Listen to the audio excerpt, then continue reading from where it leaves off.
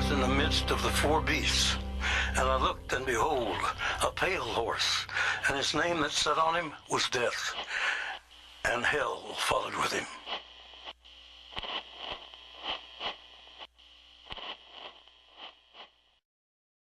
Some uneducated persons pretend to know that less intelligent animals don't feel pain the same way we do.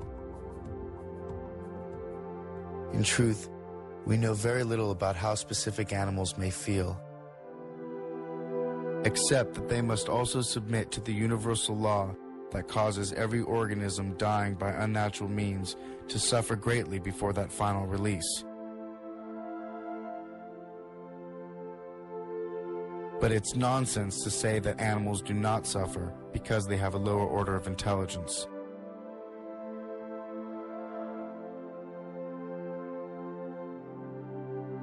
Pain is pain, conveyed by nerves to the brain, and there are other nerves than those of intelligence. Nerves such as sight, smell, touch, and hearing. And in some animals, these nerves are much more highly developed than in man.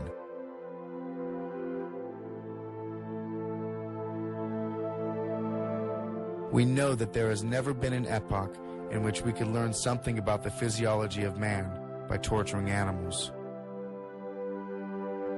We only learn something about animals. And if there is something we can learn from them on the psychological level, it is not by means of steel or electricity, much less so through psychic violences.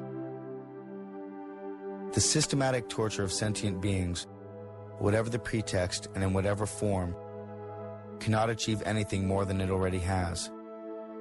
To show us what is the lowest point of debasement man can reach.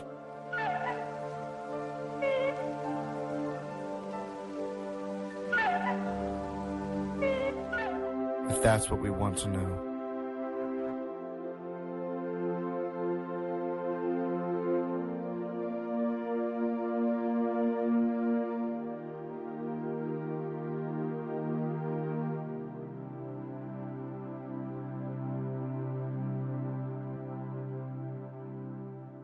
Even people who are aware that the traditional family farm has been taken over by big business interests,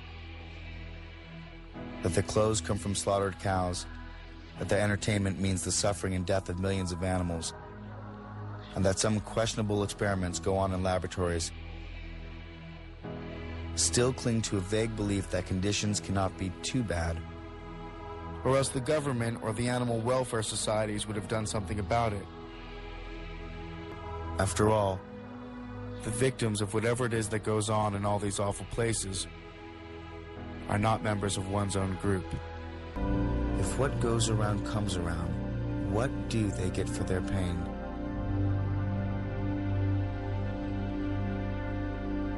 They are Earthlings. They have the right to be here just as much as humans do. Perhaps the answer is found in another age-old saying, and one equally true. We reap just what we sow.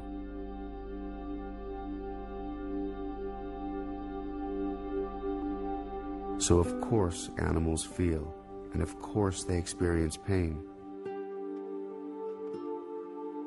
After all, has nature endowed these wonderful animals with well springs of sentiment so that they should not feel? Or do animals have nerves in order to be insensitive?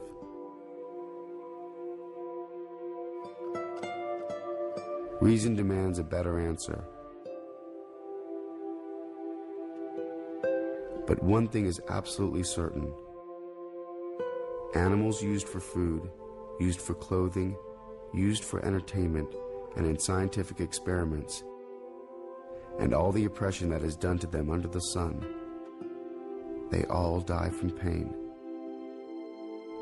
Each and every one.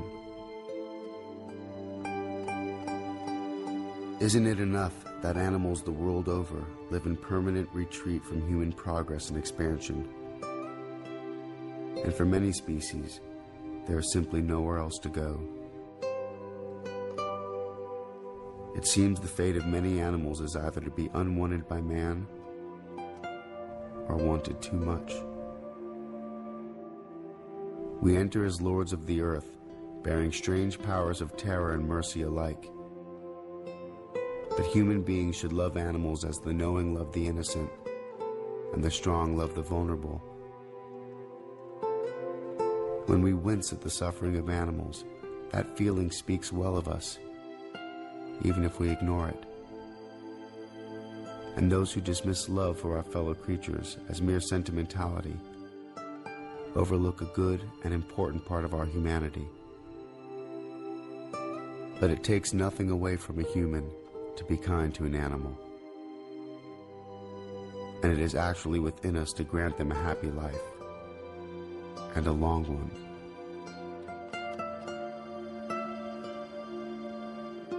On the heath, King Lear asked Gloucester, "How do you see the world?" And Gloucester, who is blind, answered, "I see it feelingly. I see it feelingly." Three primary life forces exist on this planet: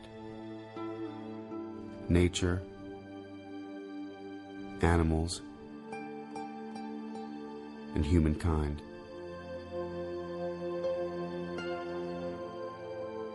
We are the Earthlings. Make the connection.